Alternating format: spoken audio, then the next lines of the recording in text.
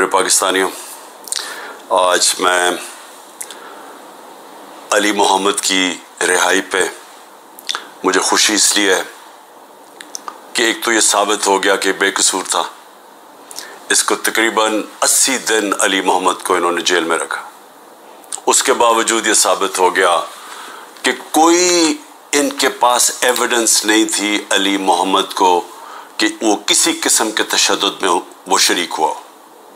और यही केस शहरियार अफरीदी का है, वो भी उसको भी बेल मिल गई है। वो भी HQ केस जो हेडक्वार्टर्स का था उसमें से भी वो इनके पास कोई एविडेंस नहीं थी। 9 मई को जो मुझे कोशिश की थी 30 मेरे ऊपर दहशतगर्दी के केसेस किए जब मैं जेल में था।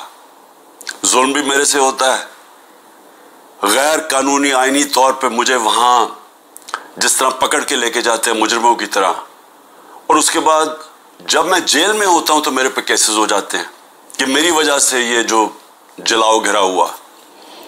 और उसमें भी मुझे मैं सलाम करता हूं जज साहब को, क्योंकि मुझे पता है किस तरह का प्रेशर है इस वक्त हमारी अदलिया के ऊपर। मैं सलाम करता हूं इसलिए कि आजकल के ज़माने में हक और सच पे खड़ा होना आसान नहीं है। वीगो डाला पहुंच जाता है घर, लोगों के घरों के अंदर घुस जाते हैं, उनको जलील करते हैं, उनकी बिजनेसेस बंद कर देते हैं। तो इसलिए, और हर किसी को, ये सिर्फ हम अपने लोगों की बात नहीं कर रहे, जो इस जुल्म के निज़ाम का हिस्सा नहीं बनता और इसके खिलाफ हक की आवाज़ बुलंद करता है, उसको वो मुश्किलों का सामना करना पड़ता है जो पाकिस्तान की तारीख में किसी डिक्टेटरशिप में नहीं करना पड़ा। तो मैं इसलिए जज साहब को भी सलाम करता हूं, और मैं आज ख़ास तौर पे अपने वो लोग जो सब कुछ बर्दाश्त कर चुके हैं, अली मोहम्मद, वालदा बीमार, उनको डायबिटीज़ है, अकेले लड़के हैं, उसके बावजूद पूरी कोशिश की इन्होंने उसको तोड़ने की कि किसी तरह वादा माफ गवाह बन जाओ इमरान खान के खिलाफ। फिर अगर वो नहीं बनना तो चलो पार्टी छोड़ दो कि हम अब 9 मई की मजम्मत करते हैं, हम अपनी फ़ौज से प्यार करते हैं और हम PTI छोड़ रहे हैं।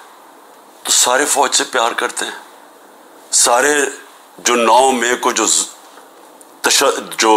जलाई गई थी जगह, हमने सब ने उसकी मजम्मत की है, लेकिन PTI छोड़ देते हैं। ये खड़े हो गए कि हम PTI नहीं छोड़ते, और इनको बड़ी बुरी हालात के अंदर रखा गया। शहरियार अफरीदी, उनके फैमिली में भाई उनके फौत हुए, उधर नहीं जाने दिया, जेल में रखा। और जिस तरह उसके ऊपर तोड़ने की कोशिश की गई, उनकी बीवी को पकड़ा, फिर एक दफ़ा और पकड़ने की कोशिश की, बीवी बच्चों के साथ थी। तो मैं इनको ख़ास तौर पर सलाम करता हूँ। और एजाज चौधरी इस वक्त वो डायबिटीज़ के पेशेंट है, 70 साल उनकी उम्र है, उनका वज़न कम हो चुका है, वो भी टूट नहीं रहे। मियां महमूद रशीद, हार्ट कंडीशन है, उनको चेस्ट पेन्स हुई, अस्पताल गए, उसके बावजूद वो खड़े हैं। डॉक्टर यास्मीन कैंसर की सर्वाइवर हैं, उम्र उनकी तकरीबन 75 साल है। वो उस वक्त की वो बैठी हुई है, और उनको क्या इमरान खान के खिलाफ वादा माफ गवाह बन जाओ कि इमरान खान ने कहा था जाके जला दो। जिस तरह 3-4 बच्चों को पकड़ा, उन्होंने उनको कहा जी इमरान खान ने कहा था कि कोर कमांडर घर भी जलाना है और फिर वो कोई कागजात है वो भी जलाने हैं। यानी लोगों को ये बिल्कुल समझते हैं कि भेड़ बकरियां, कोई अकल ही नहीं है अवाम में कि वो इमरान खान कहेगा जी कोर कमांडर के घर में कोई कागजात पड़े जो जलवाना है, और उनसे ये 164 का बयान लिया। तो यही कोशिश कर रहे हैं डॉक्टर यास्मीन से, वो भी खड़ी हुई हैं। लेकिन जो मैं सबसे ज़्यादा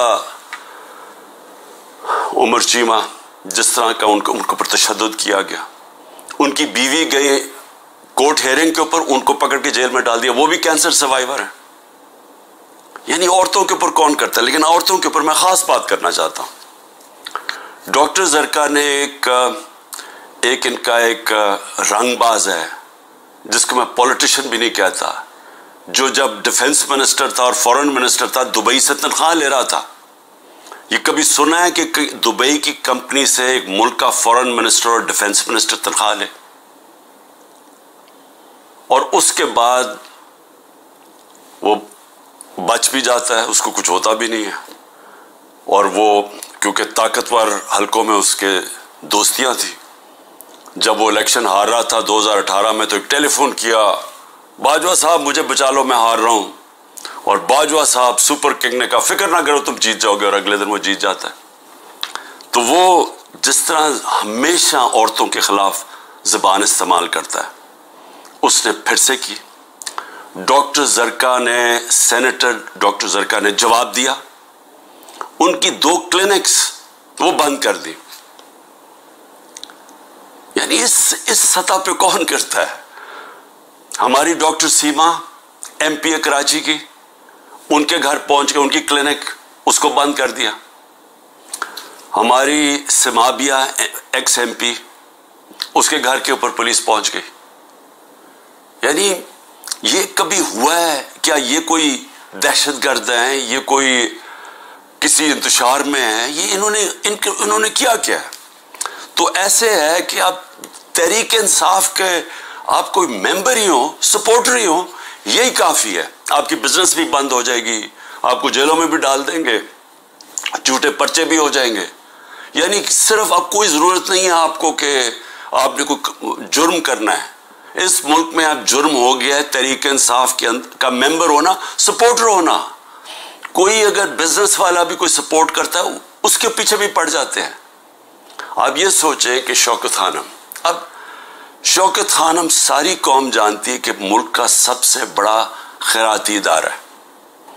उनके हर रोज नोटिस आ जाता है कि जी फलानी डॉक्यूमेंट दिखाएं और ये डॉक्यूमेंट दिखाएं, जी वो बताएं कि जनाब किसने डोनेशंस दी थी आपको।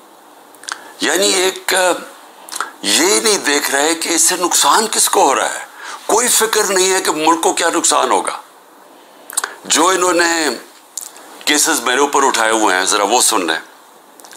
सबसे जो अब जो कौम के सामने, क्योंकि अल हक है, मेरा ईमान है, ईमान ही है, तो मैं ये सारे एक तरफ खड़े हो गए हैं, एस्टेब्लिशमेंट साथ खड़ी हो गई है, अकेला इनका मुकाबला कर रहा हूँ। सिर्फ तौहीद पे, ला इलाहा इल्लल्लाह पे, ईमान अल्लाह पे है। और जिस तरह अल्लाह हर इनकी जो भी कोशिश करते हैं, खुद ही सच सामने आ जाता है। जो इन्होंने मेरे ऊपर अल कादिर का केस किया, अब अल कादिर का केस क्या था कि इमरान खान ने जो अल कादिर यूनिवर्सिटी बनाई है, जिधर मुकम्मल तौर पे मुस्तहिक घरों से वो बच्चे जो कि जिनके माँ बाप आला तालीम नहीं अफोर्ड कर सकते, वो सब पढ़ रहे हैं मुफ्त।